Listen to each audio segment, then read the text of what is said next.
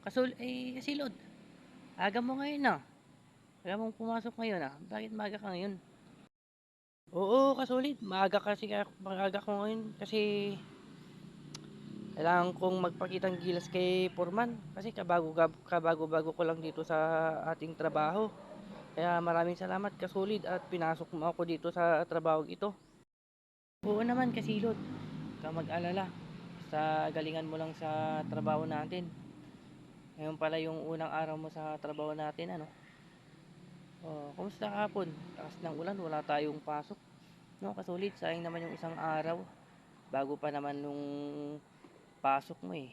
Bulan pa naman ng malakas. May bagyo ata ano, kahapon. Oo nga, kasulit.